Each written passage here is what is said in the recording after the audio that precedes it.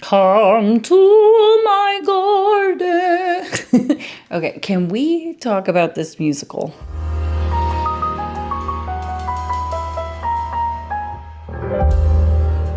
Hello, darlings, and welcome to Performance Perspective, where we talk about different performances and then we share our perspective. Now, if you're new here, hi. I'm Care Darling, and if you love musicals and such, then you'll enjoy this channel. So don't forget to like this video and subscribe. But anyways, let's talk about The Secret Garden, the musical. It is currently playing at the Los Angeles Ahmanson Theater. I was thrilled to go see it because I'm a fan of Sierra Boggess. She's renowned for roles like Ariel in The Little Mermaid and Christine in both Phantom of the Opera and Love Never Dies. I also enjoy her TikToks where she shows off her ice skating skills. Another performer I recognized in the cast is Julia Lester, who was in the High School Musical, the series. It's available on Disney Plus, and if like me, you've avoided seeing it because you thought it wouldn't be as good as the movie, well, okay, give it a chance. Because when I saw it, I binged the whole season. Now, before I jump into my thoughts of this adaptation, I want to share how I look at musicals. I call it a musical cupcake. When making a musical cupcake, you need a strong batter, meaning story, music, and talent. Then you add the frosting, which includes elements such as set, costumes, choreography. If the frosting is delicious but the batter sucks, go back in the kitchen, meaning workshop it, baby. I really believe that if the foundation of the musical is solid, it doesn't matter what the superficial look has, although it can improve it. With that said, what is the story of The Secret Garden? The Secret Garden is a classic children's book by Frances Hodgson Burnett, first published in 1911. The story is about a young colonial girl in India, Mary Lennox, who is sent to live with her uncle in England after her parents die of chloria?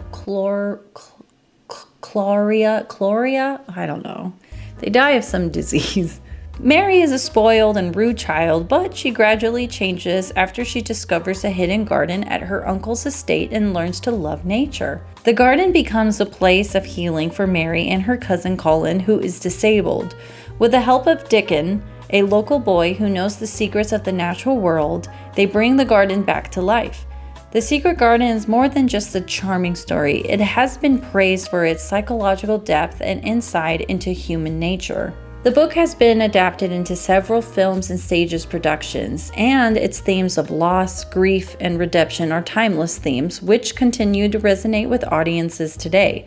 The musical version currently played at the Ahmanson features a beautiful score by Lucy Simon and Marsha Norman. So let's dig into the cupcake without the icing.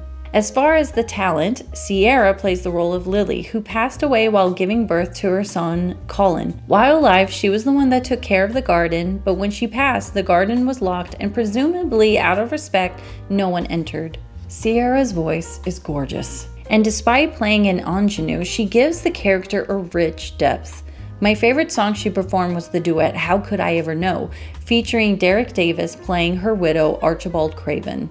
What I found interesting is that Sierra and Ramin Karimloo were part of the 25th anniversary Secret Garden concert performed at New York's Lincoln Center in 2016. Ramin was completely off my radar until I saw Funny Girl and Love Never Dies. I think recently he actually announced that he'll be playing Phantom again in Italy. You know how people remember certain performing pairs like Judy Garland and Mickey Rooney, Emma Stone and Ryan Gosling, or Kate Winslet and Leonardo DiCaprio? All of these duos have a great chemistry, and the same goes for Sierra and Ramin. If you want to see an example of this, I shared the link of them singing How Could I Ever Know in the description below. Julia Lester played Martha, and I was curious to see if she could do musical theater because her role on TV is contemporary and it's easier to edit talent through film compared to when it's live.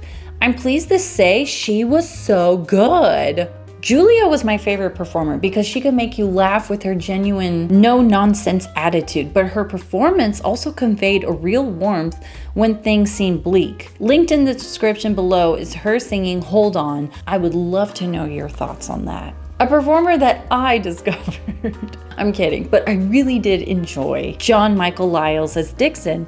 He was completely charming, and I found myself excited whenever he came on stage. All right, let's get into the frosting. I thought the costumes were fine and appropriate.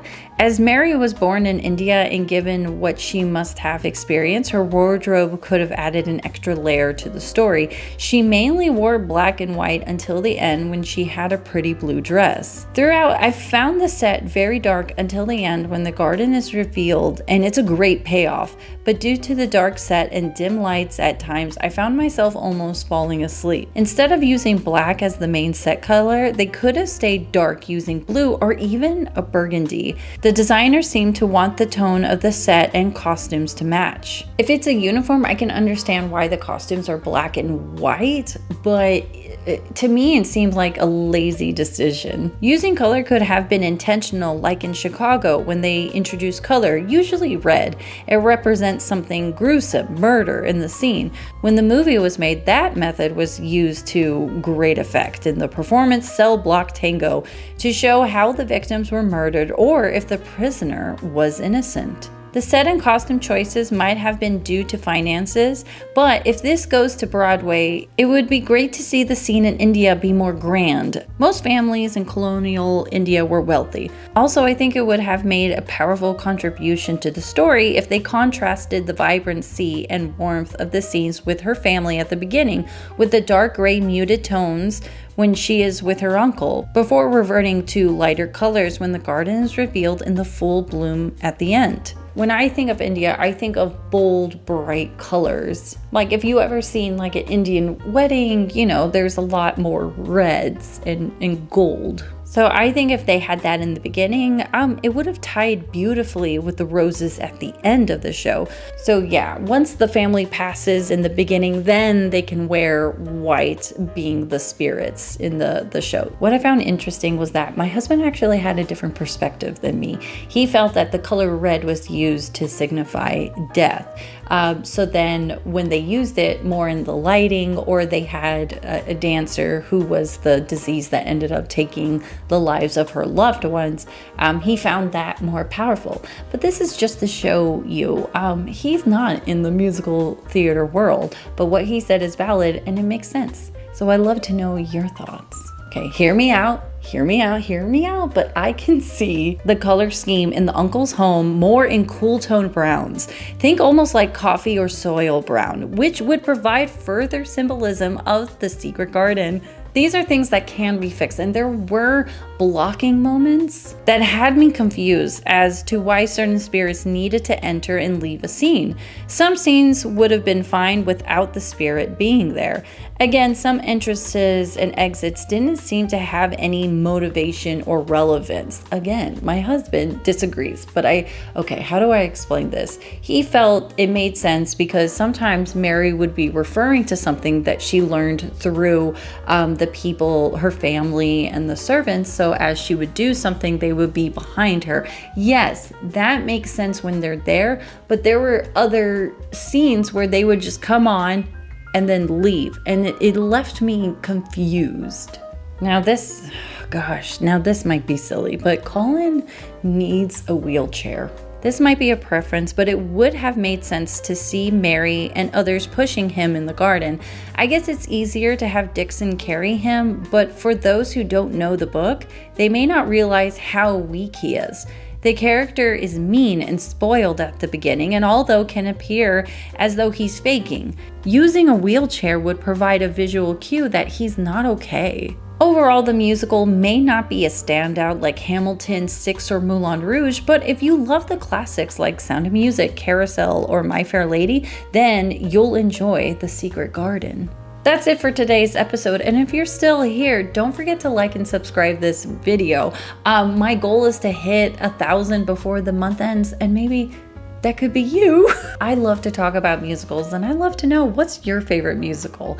And without further ado, take care, darling.